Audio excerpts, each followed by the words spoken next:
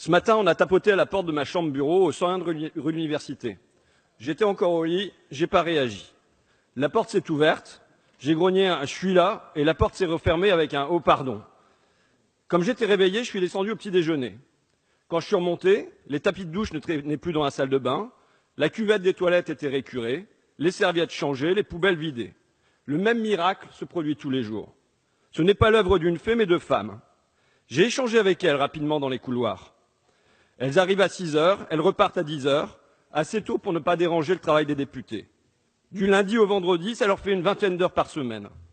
À raison de 9 € de l'heure, leur paye s'élève à 600 € et quelques par mois. Bénéficient-elles de tickets resto? Non. Ont-elles un 13e mois? Non. Des primes de panier, de salissure? Non. Seulement 50% de réduction sur le pass Navigo, et tant mieux parce qu'ils ont une petite heure de transport à aller et une autre au retour. Ce pupitre ciré ici, c'est elle. Les cuivres listrés, c'est encore elle. Les marbres luisants, c'est toujours elle.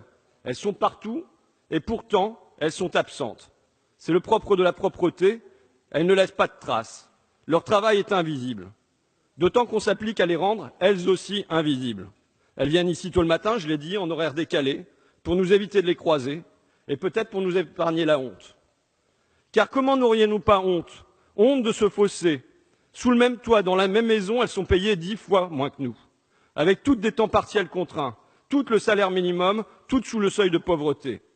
Notre Parlement, plein de raisonnement et de bons sentiments, s'accommode fort bien de cette injustice de proximité. Je mentionne ça parce que c'est sous nos pieds, sous notre nez. Je le mentionne également parce que c'est à l'image de la France.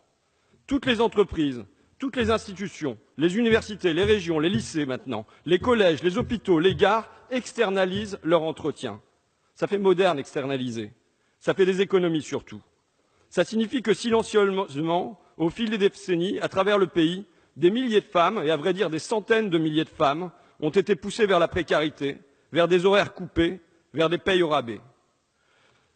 Je le mentionne enfin parce que ça vaut pour le ménage, mais au-delà aussi. Ça marche pareil pour les AVS, auxiliaires de vie sociale et auxiliaires de vie scolaire, pour les assistantes maternelles, pour les emplois à domicile en tout genre, pour toutes celles, des femmes le plus souvent, pour toutes celles qui s'occupent de nos enfants, des personnes âgées ou handicapées, quand ce travail n'est pas purement et simplement gratuit dans la sphère familiale, compté pour 0 dans un PIB aveugle.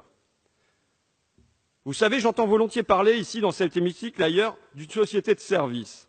Et chaque fois, ça nous est vanté avec gourmandise, comme une promesse de bonheur. Forcément, nous sommes du côté des servis.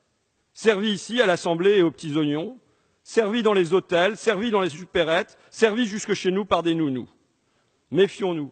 Méfions-nous que cette société de service ne soit pas une société de servitude, avec le retour des serfs et des servantes, des boniches, mais sous un nouveau visage, sous un autre nom, plus moderne, plus acceptable, et qui nous laisse à nous la conscience en paix.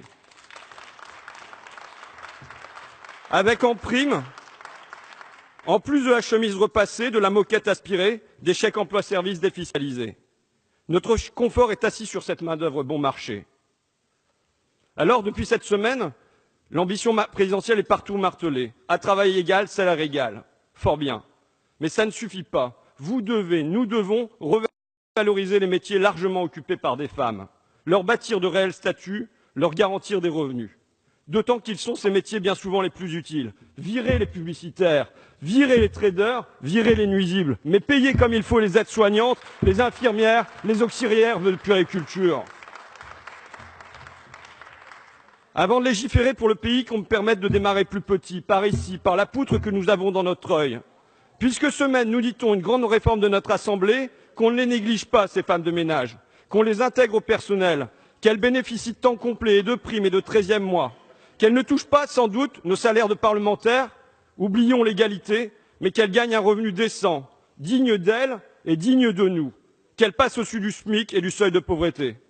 Monsieur le ministre, Madame la rapporteure, mes chers collègues, j'espère vraiment que pour une fois mon vœu sera exaucé. Je compte sur vous. Ou alors je vois une autre option. Dans Tenue de soirée, Jean-Pierre Mariel demande, vous savez à quoi on reconnaît un riche? C'est quelqu'un qui ne nettoie pas ses toilettes lui-même. Une alternative alors, c'est que les députés et leurs équipes nettoient leurs toilettes eux-mêmes et qu'avec une telle mesure, cette tâche ne soit plus attachée à un genre, que l'on compte parmi nous des hommes de ménage et des hommes pipi. Je vous remercie. Merci, chers collègues.